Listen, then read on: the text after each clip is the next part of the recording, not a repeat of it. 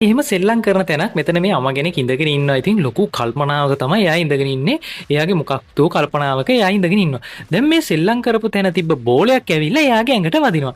දැන් ඉතින් මේ සෙල්ලම් කරපු ළමයාගේ තාත්තා ඇවිල්ලා අනේ සමාවෙන්න මිස් මේ මගේ පුතා වැරදිලා ගැහුවේ බෝලේ කියලා කියනවා. දැන් ඒ අම්මා මොකද නැගිටලා එකපාරට මේ මෙයා දිහා බල්ලේ ඉවරලා අනේ මගේ පුතා සරවනාදෝයා කියලා අහනවා. දැන් මෙයා කියනවා මම මේ සරවනා නෙමෙයි මගේ නම මයිල්වානා. දැන් මෙයාගේ නම මයිල්වානා.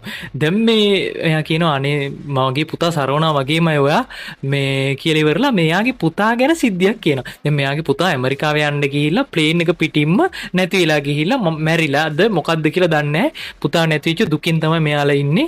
මේ ඒත් මම ડોක්ටර් කෙනෙක් හින්දා දුක කොහොම හරි අඩු කරගන්නවා. ඒනට මගේ මහත්තයා තමයි සෑහෙන දුකෙන් තාම ඉන්නේ කියලා කියනවා. දැන් මේ මහිල්වානම්ගේ පුතාත් එතනට එනවා.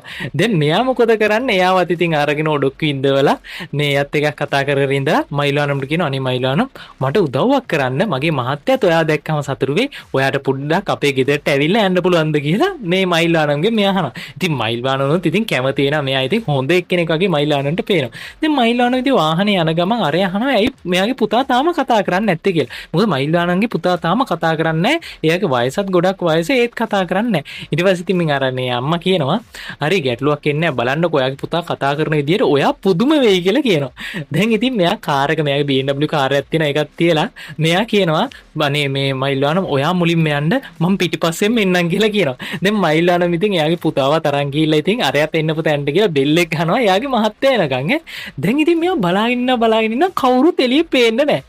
දැන් ඉතින් මෙයා එළියට ඇවිල්ලා බලද්දී ඔන්න මෙයාගේ වාහනේත් නෑ අර අම්මත් නෑ. දැන් මයිල්වානන්ගේ පුතා හිතන තියෙන බෝඩ් එකක් පෙන්නනවා කුලියට දෙන්න තියෙන්නේ කියලා බෝඩ් එකකුත් ගහලා තියෙනවා. අනේ මෝඩයෝ කියලා තාත්තට බයිනවා මේ කොල්ලා. ඒ කියලා මේ කොල්ලා කතා කරන්නේ නැතුව හිටපු කොල්ලා මුලින්ම කිව්ව වචනේ තමයි මෝඩයා කියන එක.